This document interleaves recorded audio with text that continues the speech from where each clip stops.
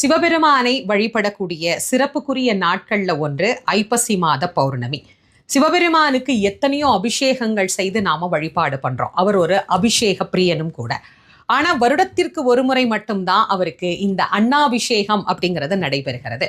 எதற்காக சிவபெருமானுக்கு அன்னாபிஷேகம் செய்யணும்? இந்த உலக உயிர்கள் அனைத்துமே கலி உலகத்துல அன்னத்தை தான் ஆதாரமாக நம்பி வாழ்ந்து கொண்டிருக்கிறது. எல்லா ஜீவராசிகளும் பசிப்பினி இல்லாம இருக்கணும் அப்படின்னா எல்லா ஜீவராசிகளும் யாருக்குள்ள ஒடுக்குமோ அவருக்கு இந்த அன்னத்தை நைவேத்தியம் செய்வது தானே சரியாக இருக்கும்.